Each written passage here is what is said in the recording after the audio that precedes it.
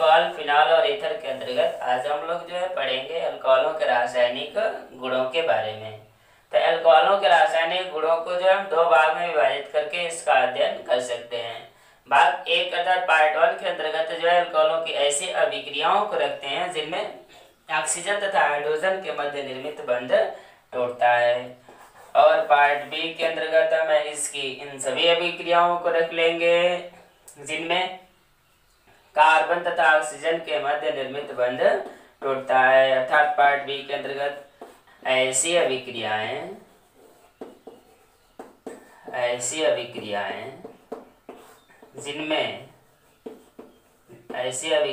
जिनमें कार्बन तथा ऑक्सीजन आबंध टूटता है, कार्बन तथा ऑक्सीजन आबंध टूटता है। अर्थात इसके विक्रियाओं को दो भाग में बांट दिए। पार्ट 1 ऐसे विक्रियाएं जिनमें ऑक्सीजन तथा हाइड्रोजन आबंध टूटता है, पार्ट बी ऐसे विक्रियाएं जिनमें कार्बन तथा ऑक्सीजन आबंध टूटता है। देख सकते हैं इन दोनों बंधों के टूटने के फलस्वरूप अल्कोहल में क्या परिवर्तन आ रहा है।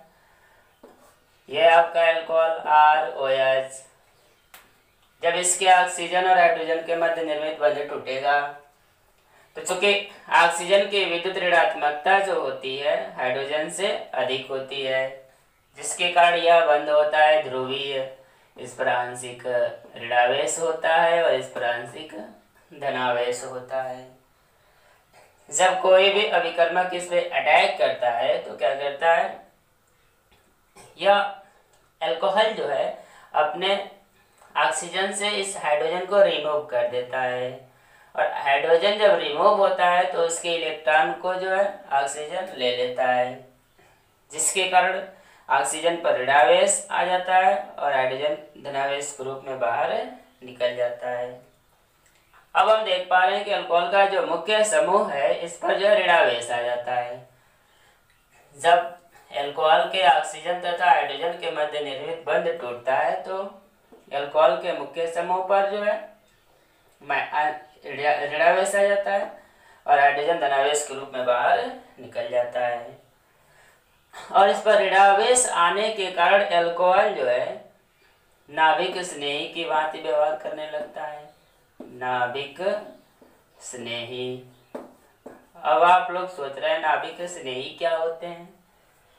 तो ऐसा कोई भी समूह जो किसी धनावेश से जुड़ने की क्षमता रखे या किसी ऐसे केंद्र से जुड़ने की क्षमता रखे जहाँ इलेक्ट्रॉनों की कमी है तो उसको हम लोग कहते हैं नाभिक स्नेही, न्यूक्लियोफाइल्स। ऐसा समूह जो किसी धनावेश से जुड़े अथवा किसी ऐसे केंद्र पर जुड़े जहाँ इलेक्ट्रॉनों की कमी है उसको हम कहेंगे नाभिक स्नेही। जब अल्कोहल के ऑक्सीजन तथा हाइड्रोजन के मध्य निर्मित बंध टूटता है तो यह जो है किसी धनावेश से भी जुड़ सकता है और किसी ऐसे केंद्र से भी जुड़ सकता है जहाँ इलेक्ट्रॉनों की कमी है। इसी कारण इसको हम लोग कहते हैं नाभिक स्नेही। अब देखिए, यदि अल्कोहल के ऑक्सीजन और कार्बन के मध्य निर्मित बंध टूटता है तो क्या बनता है। जब कार्बन और ऑक्सीजन के मध्य निर्मित बंध टूटता है तो यहाँ पर क्या है, ऑक्सीजन की विद्युत ऋणात्मकता अब कार्बन से अधिक होती है, तो जब बंध टूटेगा तो ऑक्सीजन पर ऋणावेश आएगा, इस पर धनावेश आएगा। तब बनेगा RCH2, इस पर प्लस आ जाएगा और प्लस हाइड्रोक्साइड आयन। तो इस कंडीशंस में जब जो है कार्बन और ऑक्सीजन के मध्य निर्मित बंध टूटता है तब अल्कोहल के मुख्य समूह पर आ जा रहा है धनावेश, और धनावेश आ जाने के कारण ये किसी ऋणावेश से जो है जुड़ने की क्षमता रखेगा या किसी ऐसे केंद्र से जुड़ने की क्षमता रखेगा जहाँ इलेक्ट्रॉनों की अधिकता है। इसी कारण इसको अब हम लोग कहेंगे इलेक्ट्रॉन स्नेही, इलेक्ट्रॉन स्नेही, अर्थात इलेक्ट्रोफाइल्स, इलेक्ट्रोफाइल्स, इलेक्ट्रोफाइल्स, इलेक्ट्रोफाइल्स। अर्थात हम देख पा रहे हैं अलग अलग जगह से बंधों के टूटने के कारण जो है अल्कोहल नाभिक स्नेही की भांति भी कार्य कर रहा है और इलेक्ट्रॉन स्नेही की भांति कार्य कर रहा है। इन दोनों ही भांति कार्य करने के कारण जो है अल्कोहल को हम एक सर्वतोमुखी यौगिक अथवा वर्साटाइल कंपाउंड्स कहते हैं। अर्थात ऐसी यौगिक जो इलेक्ट्रॉन स्नेही की भी भांति व्यवहार करें और ऐसे यौगिक जो नाभिक स्नेही की भी भांति व्यवहार करें और इलेक्ट्रॉन स्नेही की भी भांति व्यवहार करें, तो ऐसे यौगिकों को हम लोग कहते हैं वर्साटाइल यौगिक अथवा सर्वतोमुखी यौगिक। तो अल्कोहल जो होते हैं एक प्रकार के सर्वतोमुखी यौगिक होते हैं। अब आइए इन दोनों भागों की अभिक्रियाओं का हम लोग अलग अलग विस्तार से अध्ययन करते हैं। इस वीडियो के अंतर्गत हम इसके पार्ट ए के अंतर्गत जितने भी अभिक्रियाएं हैं उनका अध्ययन करेंगे और पार्ट बी की अभिक्रियाओं का अध्ययन अगले वीडियो के अंतर्गत करेंगे। तो आइए पार्ट ए के अंतर्गत देखते हैं कौन कौन सी अभिक्रियाएं इसकी आएंगी। तो जो सबसे पहला आपका हेडिंग होगा इसके अंतर्गत वो होगा धातुओं से क्रिया, धातुओं से क्रिया। अल्कोहल जब भी धातुओं से क्रिया करता है तो इसके ऑक्सीजन तथा हाइड्रोजन के मध्य निर्मित बंध टूट जाता है। किसी भी जो सक्रिय धातु से अल्कोहल क्रिया करे इसमें लिख सकते हैं अल्कोहल,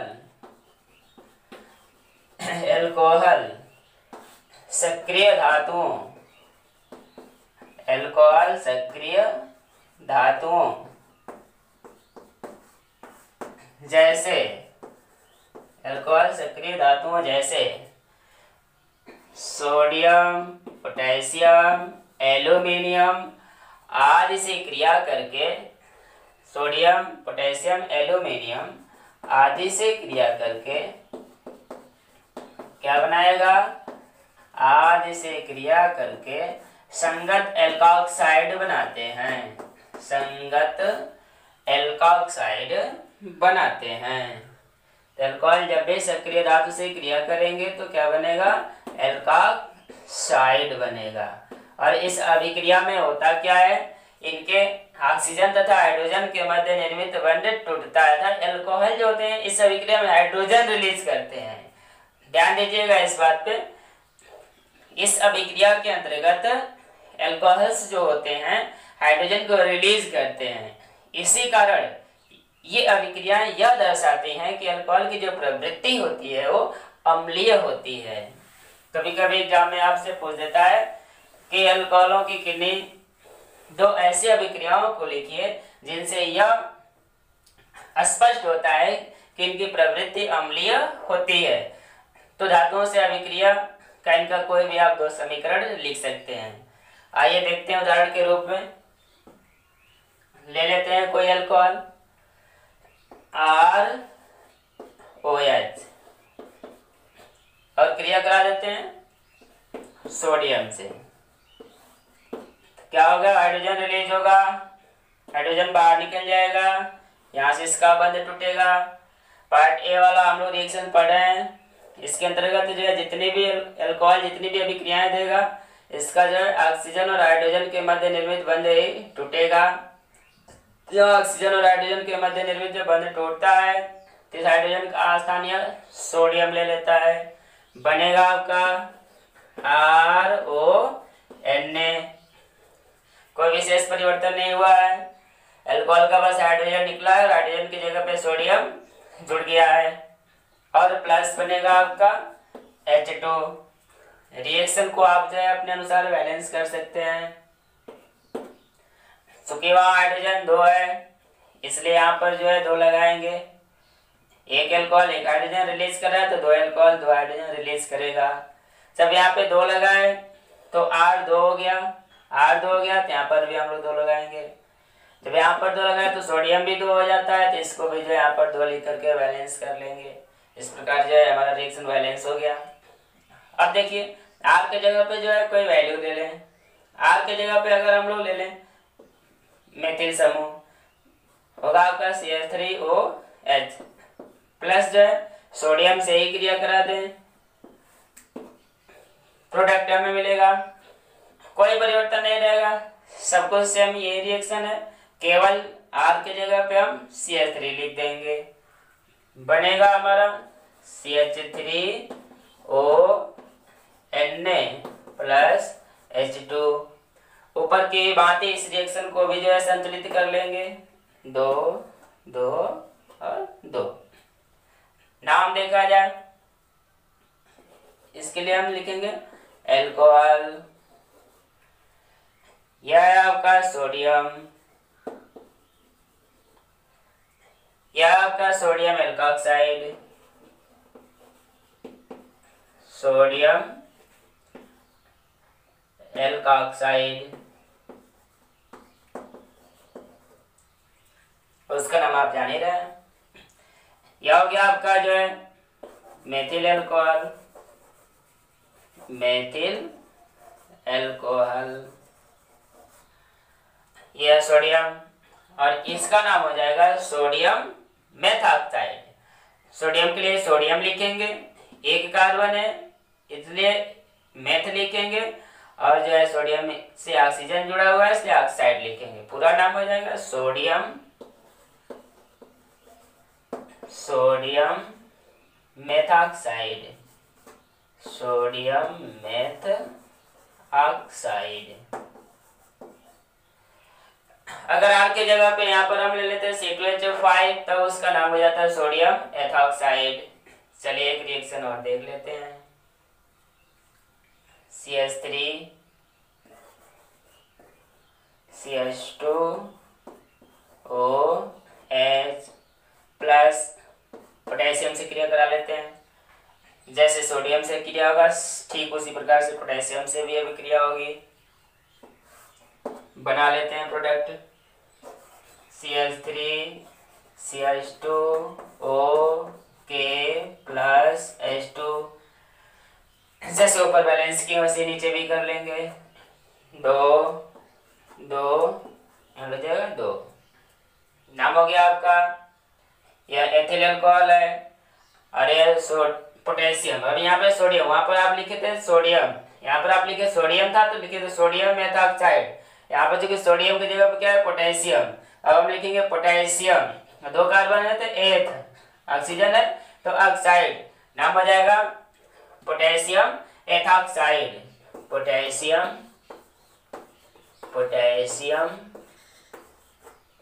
एथॉक्साइड, पोटेशियम एथॉक्साइड इसका नाम हो जाएगा। तो इन सभी अभिक्रियाओं में एक चीज आप कॉमन देख पा रहे हैं कि इन सभी अभिक्रियाओं में अल्कोहल जो है हाइड्रोजन को रिलीज कर रहा है। तो हाइड्रोजन रिलीज करने के कारण जो है ये सभी अभिक्रियाएं ये दर्शा रही हैं कि अल्कोहल की जो प्रवृत्ति होती है वो अम्लीय होती है, अर्थात अल्कोहल एसिडिक नेचर का होता है। आइए नोट कर सकते हैं इसको।